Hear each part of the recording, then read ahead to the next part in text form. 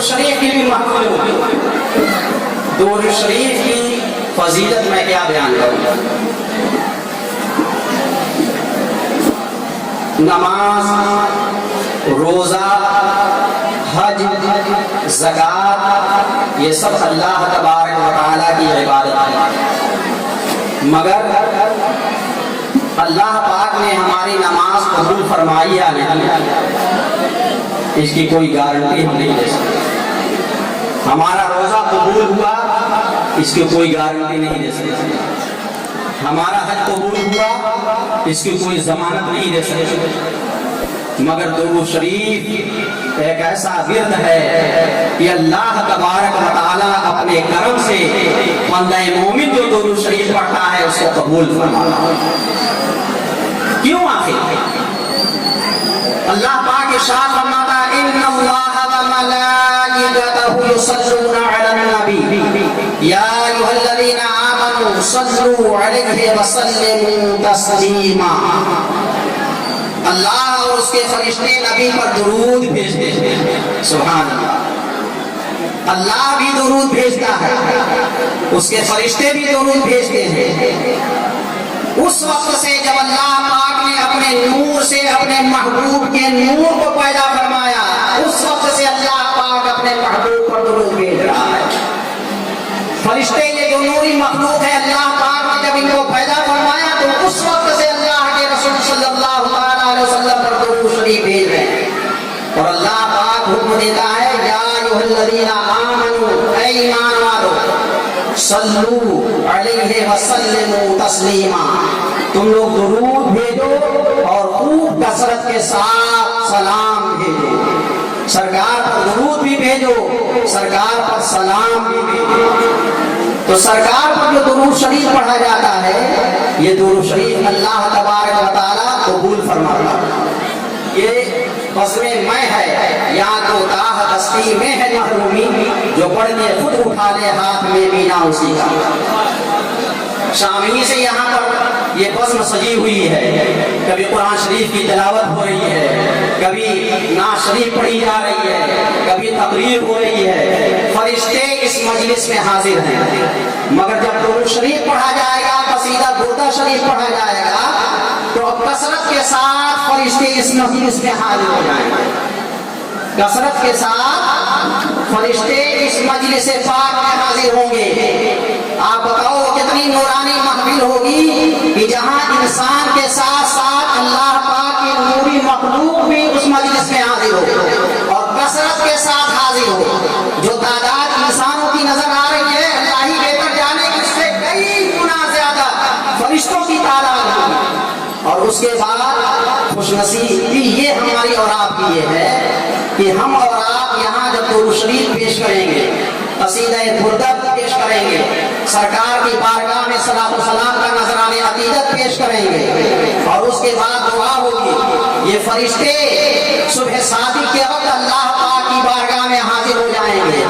اللہ پاک کی بارگاہ میں حاضر ہو کر کے ان تمام امت محمدیہ اور عاشقان رسول کی سرپرست بیان کریں گے. اللہ پاک میں ایسی مجلس سے آ رہا ہوں جہاں تیرے محبوب کا ذکر ہو رہا تھا. ایسی مجلس سے آ رہے ہیں ہم لوگ جہاں درود شریف پڑھا جا رہا تھا. ایسی مجلس سے ہم لوگ حاضر ہو رہے ہیں جہاں قصیدہ بردہ شریف کا ورد کیا جا رہا تھا. ایسی مجلس شریف سے ہم لوگ حاضر ہو رہے ہیں جہاں پر تیرے محبوب کی شان میں دست بستہ مدینہ منورہ کی طرف لو لگا کر کے درود و سلام کا نذرانہ عقیدت پیش کیا جا رہا تھا. اے اللہ پاک تو اپنے محبوب بندوں کے اور اپنے نبی اور رسول کی امتیوں کی حاضری کو قبول فرما لے اور ان کی دعاؤں کو قبول فرما.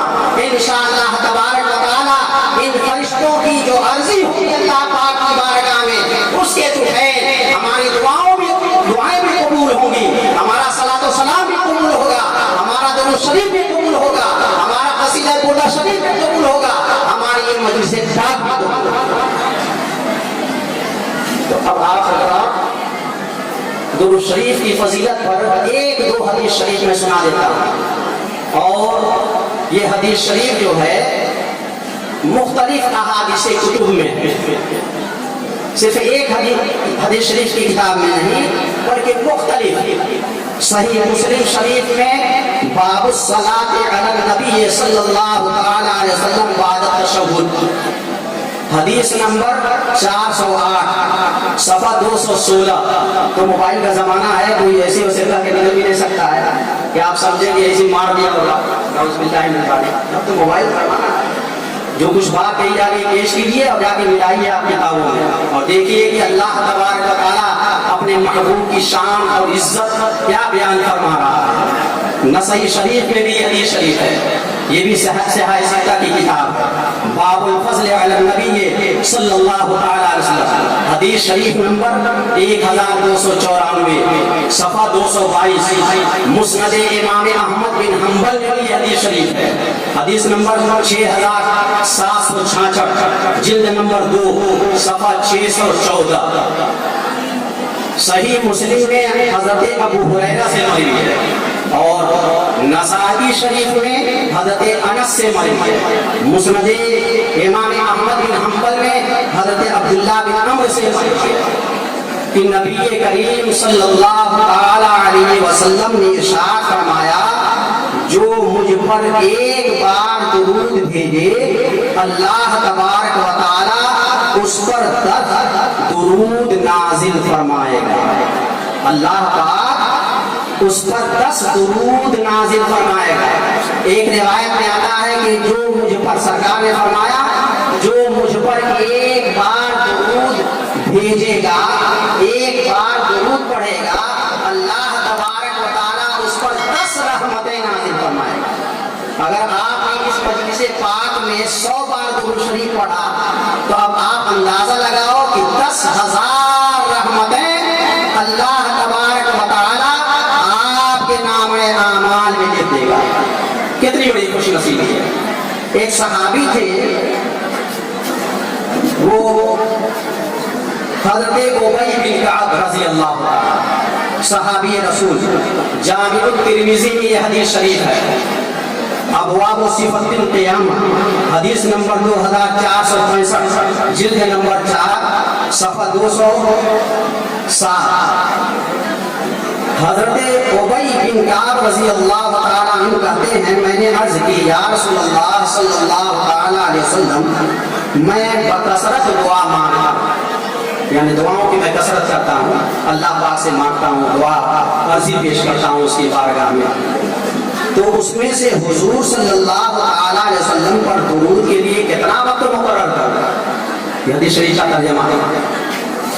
یا رسول اللہ، میں دعا مانگتا ہوں کثرت کے ساتھ، تو اس دعا میں کتنا حصہ آپ پر درود شریف پڑھنے کے لیے مقرر کرتا ہے؟ کتنا حصہ آپ پر درود شریف پڑھنے کے لیے مقرر کر دوں؟ نبی کریم صلی اللہ علیہ وسلم نے ارشاد فرمایا، ابی بن کعب، تم جتنا چاہو، یعنی جتنا حصہ چاہو درود شریف کا اس میں سے مقرر کر لو۔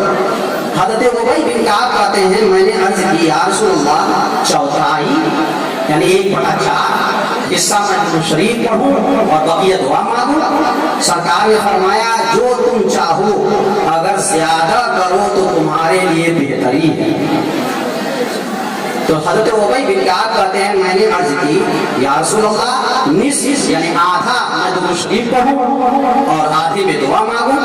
سرکار نے فرمایا، جو چاہو اور زیادہ کرو تو تمہارے لیے بھلائی ہے۔ پھر ابی بن کعب رضی اللہ تعالیٰ نے عرض کی، یا رسول اللہ صلی اللہ علیہ وسلم، 2/3 یعنی 3 حصہ کر کے 2/3 میں درود شریف پڑھوں اور 1/3 میں دعا مانگوں؟ تو سرکار دو عالم صلی اللہ علیہ وسلم پھر ارشاد فرماتے ہیں، جو تم چاہو، اگر زیادہ کرو تو تمہارے لیے بہتر ہے۔ میں نے عرض کی، حضرت ابی بن کعب کہتے ہیں، میں نے عرض کی، یا رسول اللہ صلی اللہ علیہ وسلم، تو میں پورا کا پورا، کل کا کل درود ہی کے لیے مقرر کر لوں گا۔ اب دعا تو مانگنی ہے، اس جگہ میں اللہ پاک سے کوئی دوسری دعا نہ کروں گا، بلکہ میں صرف درود شریف پڑھتا رہوں گا، صرف درود شریف کا ورد کرتا رہوں گا، صرف یہی وظیفہ پڑھتا رہوں گا۔ میرے آقا و مولا سید عالم صلی اللہ تعالیٰ علیہ وسلم نے فرمایا کہ ایسا ہے تو اللہ تبارک و تعالیٰ تمہارے کاموں کی کفایت کرے گا اور تمہارے گناہ بخش دے گا۔ علماء فرماتے اگر کوئی بندہ اپنا وظیفہ درود شریف کر لے اور اللہ پاک سے کچھ بھی طلب نہ کرے، کچھ بھی نہ مانگے، بس نماز سے فارغ ہوا درود شریف پڑھا، جمعہ سے فارغ ہوا گنبد خضرا کی طرف لو لگا کر چہرہ کر کے درود شریف پڑھا، نماز سے فارغ ہو کر کے درود شریف پڑھا، صبح کو بیٹھ گیا درود شریف پڑھا، صرف اس نے وظیفہ بنا لیا درود شریف پڑھنے کا، وہ اللہ پاک سے کوئی دوسری دعا نہیں کرتا ہے، اے اللہ پاک مجھے مال دے دے، اے اللہ پاک مجھے اولاد دے دے، اے اللہ پاک میرے کام میں برکت عطا فرما دے، اے اللہ پاک میرے بیمار، میرے گھر پر جو مریض ہیں ان کو اچھا کر دے، کوئی دعا ہی نہیں کرتا۔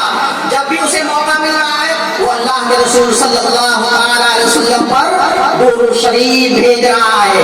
اب اس کی برکت یہ ہے، علماء فرماتے ہیں اس حدیث شریف کی شرح میں کہ اللہ تبارک و تعالیٰ اس کی ایسی کفایت کرے گا کہ اب اسے دعا مانگنے کی ضرورت نہیں ہے، وہ کی ساری جائز حاجتیں اور ضرورتیں اللہ تبارک و تعالیٰ درود شریف کی برکت سے پورا فرمائے گا۔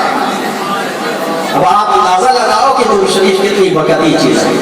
اب میں اسی پر اپنی بات ختم کرنے جا رہا ہوں، ایک چیز اور بھی